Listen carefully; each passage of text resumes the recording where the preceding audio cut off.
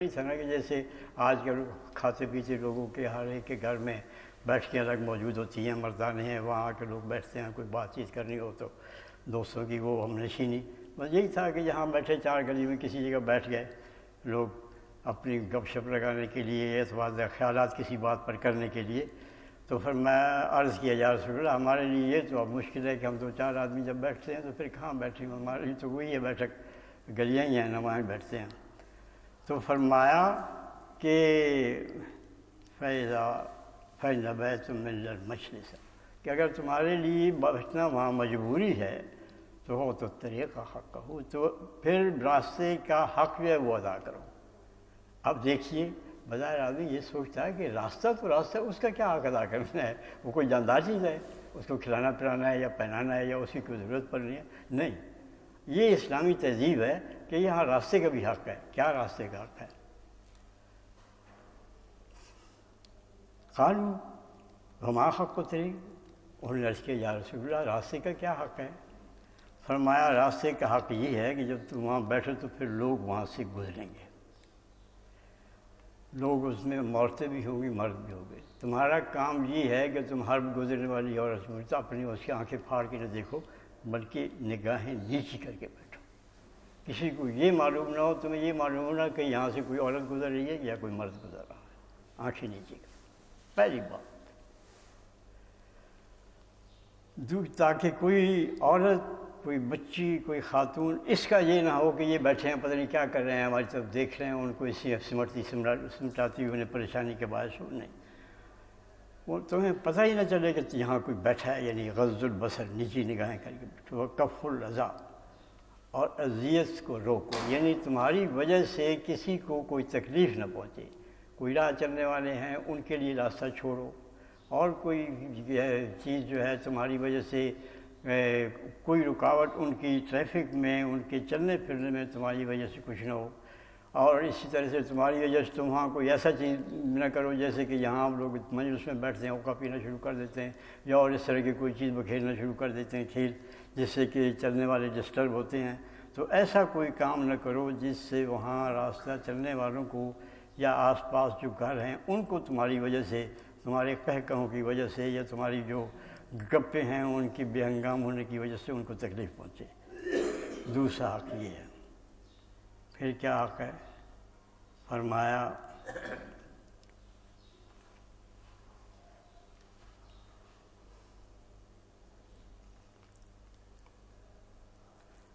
الامر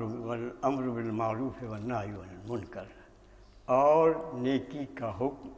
اور برائی سے روکنا، یہ راستے کا حق ہے۔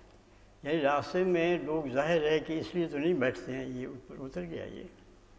یہ راستے میں بیٹھتے ہیں اس لیے کہ اپنی وہ کوئی تبادلہ خیالات کریں، لیکن ساتھ یہ بھی ضرور قرار دیا ہے کہ اگر تم کوئی وہاں منکر دیکھو تو اس منکر سے روکو، اور جو منکر ہو رہا ہے اس کی بجائے تم نیکی کا حکم دو۔ تم وہاں بھی، حالانکہ وہ تمہاری ایک مجلس ہے، تمہارے بیٹھنے کے تبادلہ خیالات کی چیزیں، تمہارے گھر کی دوسرے معاملات، ملکی، قومی، محلے کے معاملات ہیں، وہ تم وہاں بیٹھ کے ڈسکس کرتے ہو، لیکن اس بات کا وہ جو تمہارا جس کے لیے اس امت کو کھڑا کیا گیا ہے، جیسے کہ قرآن مجید میں آتا ہے کنتم خیر امۃ اخرجت للناس تأمرون بالمعروف وتنہون عن المنکر، تم وہ امت ہو جس کو اس لیے لوگوں کی بھلائی کے لیے تمہیں کیا گیا۔ ایسے نہیں کہ یہ اللہ تعالیٰ کے جی چاہا کہ اب وہ امت جو ہے وہ ٹھیک ہے، اس کا پیمانہ بہت چھوڑ دوسری لے، نہیں، للناس کے معنی لوگوں کی بھلائی کے لیے تمہیں کھڑا کیا گیا ہے، اور تمہاری صفت کیا ہے؟ تم نیکی کا حکم دیتے ہو اور برائی سے روکتے ہو۔ تو وہاں عارضی بھی تم بیٹھے ہو اور تمہارا وہاں کوئی، تمہارے پاس ایسی چیزیں بھی نہیں ہیں، لیکن وہاں بھی اگر تمہیں کوئی برائی نظر آتی ہے تم اس کو روکو، اور اگر تمہیں کوئی وہاں نیکی کا موقع کسی کا ہوتا ہے تم نیکی کا حکم دو۔ یہ نہ سمجھو کہ بس یہ تو ذرا ہماری اس کا ایٹ لیجر ہیں ہم، اور یہ ذرا ہم آرام کر رہے ہیں یا تفریح کا وقت ہے، اس میں ہم اس سے غافل ہو گئے ہیں، یہ نہیں، یہ پھر بھی تمہارے لیے وہاں بھی یہ فرض باقی رہے گا۔ یہ نبی کریم صلی اللہ علیہ وسلم کا ارشاد جو ہے امر بالمعروف اور نہی عن المنکر، پچھلے جو اجتماعات میں بھی یہی ہے، یہ اس کی اتنی اہمیت ہے کہ نبی کریم صلی اللہ علیہ وسلم نے اس کو بار بار اور متعدد طریقوں سے اس پر زور دلایا، جن میں سے ایک طریقہ یہ ہے۔ ایک دوسرا طریقہ اسی لیے نبی کریم صلی اللہ علیہ وسلم کے جو ارشادات ہیں اس میں بہت ہیں۔ چنانچہ حضرت ابوبکر صدیق رضی اللہ تعالیٰ عنہ کا ارشاد ہے کہ لوگو انکم تقرؤون هذه الآیۃ یا ایھا الذین آمنوا علیکم انفسکم لا یضرکم من ضل اذا اهتدیتم وانی سمعت رسول اللہ صلی اللہ علیہ وسلم یقول ان الناس اذا رأوا الظالم فلم یأخذوا علی یدیہ اوشک ان یؤمهم اللہ بعقاب منہ۔ نبی کریم صلی اللہ علیہ وسلم کا ارشاد ہے یہ۔ حضرت ابوبکر صدیق رضی اللہ تعالیٰ فرماتے ہیں کہ لوگوں تم جو قرآن مجید کی آیت پڑھتے ہو کہ علیکم انفسکم، تمہارے اوپر اپنی ذات کی ذمہ داری ہے، اگر کوئی خراب کام کرتا ہے یا کوئی اگر گمراہ ہوتا ہے تو تم پر اس کی کوئی ذمہ داری نہیں ہے۔ اس سے جو تم مفہوم لیتے ہو وہ اس کا مفہوم نہیں ہے کہ بس ٹھیک ہے ہم خود نیک ہو گئے تو ٹھیک ہو گیا ہمارا کام، نہیں، یہ بات نہیں ہے۔ بلکہ میں نے تو نبی کریم صلی اللہ علیہ وسلم سے یہ سنا ہے، دیکھیے حضرت ابوبکر صدیق کے مقام کا آدمی یہ صحابی یہ ہمارے روایت کر رہے ہیں کہ اگر لوگ ظالم کو دیکھیں اور اس کو ظلم سے نہ روکیں تو بعید نہیں ہے کہ اللہ تعالیٰ ان یعمہم اللہ بعقاب،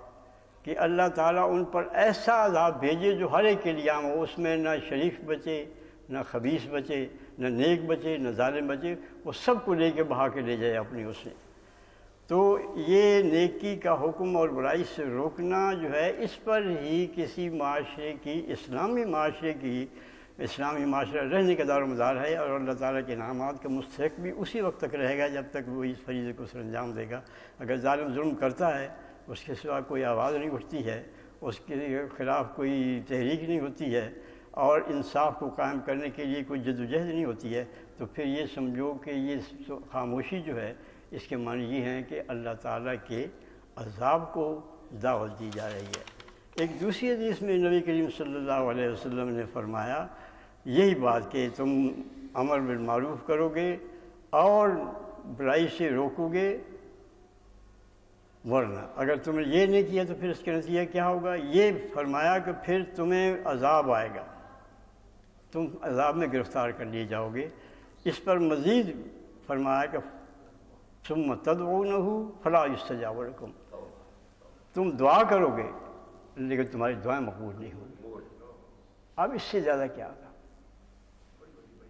اللہ تعالیٰ تو ادعونی استجب لکم کہتا ہے، لیکن جب تم برائی سے نہیں روکو گے، جب تم نیکی کا حکم نہیں دو گے، تو تم نے تو اپنی جو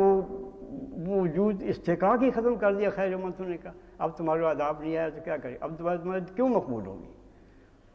تدعونہ فلا یستجاب لکم، اللہ تعالیٰ سے دعا کرو گے اور وہ تمہاری دعائیں قبول نہیں، دعا کیسے قبول کرے؟ تمہارے ہاتھ حرکت میں نہیں آتی ہیں، تم جانے کے نذرانہ پیش کرنے کے لیے تیار نہیں ہوتے ہو، تم اس برائی کو روکنے کے لیے اپنا مال خرچ کرنے کے لیے تیار نہیں ہو، وقت دینے کے لیے تیار نہیں ہو، تو پھر اللہ تعالیٰ کو کیا پڑے گا کہ تمہاری حفاظت کرے اور تمہاری دعائیں جو ہے وہ قبول کرے۔ اسی طرح نبی کریم صلی اللہ علیہ وسلم کا ایک اور ارشاد ہے، وہ یہ ہے، یہ حضرت ام المومنین ام الحکم زینب بنت جحش رضی اللہ تعالی عنہ کا میں نے کیا کہ ان نبی صلی اللہ علیہ وسلم دخل علیہا فزعا یقول لا الہ الا اللہ ویل للعرب من شر قد اقترب فتح اليوم من ردم یاجوج وماجوج مثل هذه وحرق بأصبعه الإبهام التي تليها فقلت يا رسول الله أنهلك والصالحون فينا قال نعم إذا كثر الخبث۔ حضرت زینب بنت جحش ام المومنین رضی اللہ تعالیٰ عنہ ارشاد فرماتی ہیں کہ ایک دفعہ نبی کریم صلی اللہ علیہ وسلم ایک دن بہت ہی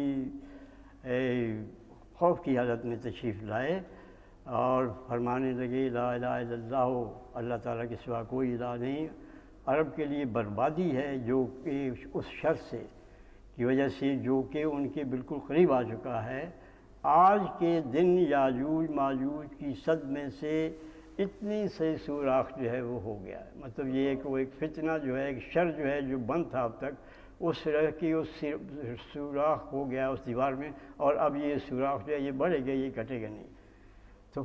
حضرت زینب کہتی ہیں کہ میں نے پوچھا کہ یا رسول اللہ، کیا اس وقت ہمارے اوپر عذاب آ جائے گا جب کہ ہمارے اندر وفین الصالحون، صالحین کی موجودگی میں ہمارے اوپر عذاب آ جائے گا؟ اب تو اتنے لوگ نیک لوگ موجود ہیں، ان کے باوجود بھی عذاب جائے گا؟ فرمایا ہاں، اذا کثر نعم اذا کثر الخبث، جب کہ فسق و فجور کی کثرت ہو جائے گی، جب وہ اس کے عام ہو جائیں گے، تو پھر وہ جو ہے اس میں پھر کوئی نہیں بچے گا. پھر صالحین کے باوجود وہ جو ہے عذاب ان پہ آ کے رہے گا. اب اس نبی کریم صلی اللہ علیہ وسلم کے اس ارشاد سے آپ یہ دیکھیں کیا سامنے آتا ہے. صالحین موجود ہے، لیکن صالحین نے اپنی قوت کو اس طرح سے منظم نہیں کیا، اپنی تعداد کو اس طرح سے نہیں بڑھایا، اپنے وسائل کو اس طرح سے استعمال نہیں کیا کہ برائی کا غلبہ نہ ہو، برائی کو روکیں اور امر کو ہمائیں. چنانچہ ان کے اس کے باوجود، ان کے ذرائع کے باوجود، ان کی کوششیں اس قدر نہیں تھی کہ وہ برائی کو روک سکیں، تو اس لیے پھر ان پر بھی جو ہے وہ بھی اس عذاب کی لپیٹ میں آ جائیں گے. اب ہمیں سوچنا چاہیے کہ ہم کہاں کھڑے ہوئے ہیں. جو برائی کا طوفان ہمیں گھیرے ہوئے اور ہمارے گھروں میں بھی داخل ہو چکا ہے، اس گھر سے اب ہم کس طرح نپٹیں اور کس طرح سے وہ عذاب الہی، وہ تو رد تھا نا، اس میں سے تو ایک اتنا سا سوراخ ہوا تھا، اب تو سوراخ کیا، اب تو سیلاب آ گیا ہے. اس سیلاب سے بچیں، اللہ تعالیٰ سے معافی مانگے اپنے گناہوں کی، اور اپنی قوتیں جو ہے، اپنا وقت جو ہے، اپنا مال جو ہے، اپنے ذہن جو ہے، ان کو استعمال کریں اس برائی کو روکنے کے لیے، کیونکہ ہمیں پر سے جو ہے وہ ہماری صلاحیتوں، ہمارے وسائل کے حساب سے ہوگی. اللہ تعالیٰ ہمیں توفیق دے کہ ہم اس سے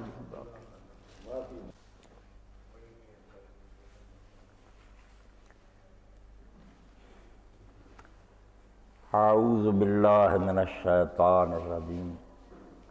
بسم اللہ الرحمن الرحیم. یا ایہا الذین آمنوا استجیبوا للہ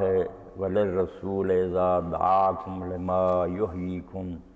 واعلموا ان اللہ یحول بین المرء وقلبہ وانہ الیہ تحشرون.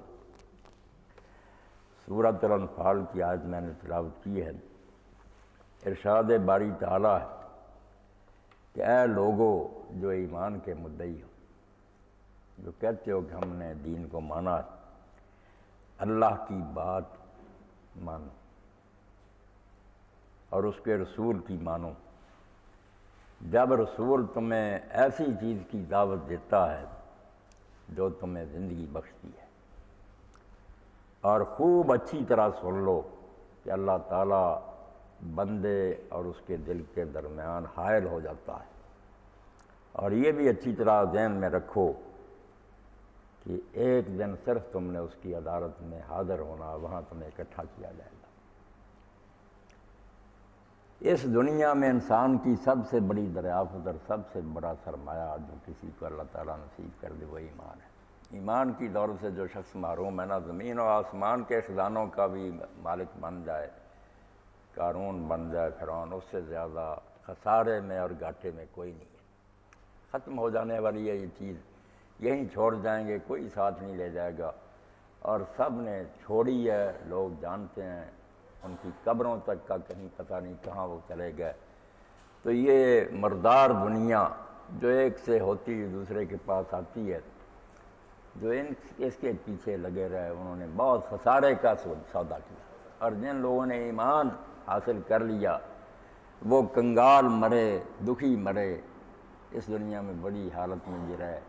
ان سے زیادہ کوئی خوش نصیب اور صحت مند نہیں ہے.